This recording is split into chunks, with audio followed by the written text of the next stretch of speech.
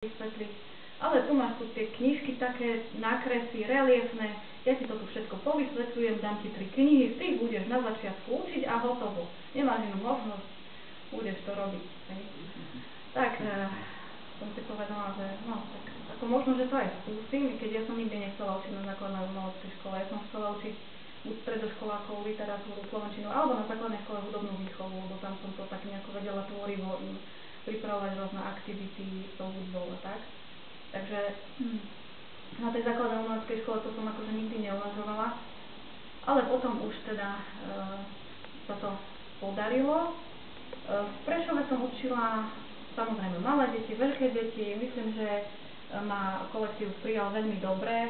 Nepocitovala som nejaké nevýhody, práve že pán riaditeľ bol veľmi ústretový, stále keď ma stretol sa ma opýtal, či niečo nepotrebujem, alebo no jednoducho aj tí rodičia, takisto dôležitá je tá komunikácia s tými rodičmi a aj s deťmi a potom je to už myslím si, že všetko v poriadku.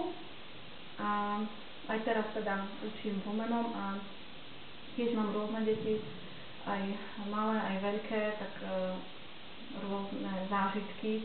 Musím byť veľmi pozorná pri tých menších, lebo niektorí žiaci sú takí nesústredení naozaj, že všetko ich zaujíma, hej. Keď mám na klavíri noty v brailovom písme, tak si iba, a to ako vy viete toto čítať, hej? Alebo šmátrajú potom, že to je také dobré na ruky, na masáž, tak si chcú pomasírovať, hej. Alebo, no, tak ako oni sa naozaj čudujú, že vy viete aj takto písať na počítači a jednoducho je to také, myslím si, že je to aj pre nich obohacujúce, ale aj pre mňa, lebo aj som si musela teda nájsť spôsob, ako teda s tými deťmi robiť, lebo je to iné učiť nevidiace deti a vidiace deti. Takže myslím si, že tieto deti sú také viacej aj samostatnejšie v tom, že oni si musia všetko zapísať, čo im ja poviem, tie prstoklady, ceruzkou. Kým keď učiteľ vidí, tak on im to uľahčí, že im to on napíše.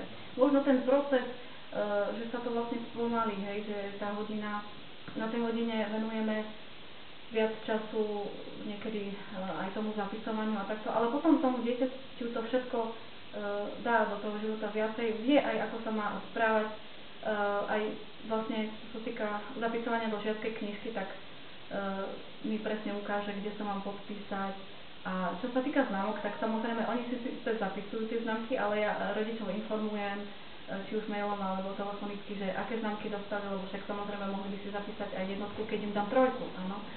Ale tak myslím si, že tá komunikácia je veľmi dobrá, lebo mávame aj triedne koncerty a teraz sme taký menší kolektív kolegov, takže myslím si, že zatiaľ akože sa nejako nesťažujem, hoci samozrejme, že niekedy sú také rôzne problémy, ale nejak som nepocitovala, že sú diskriminácie.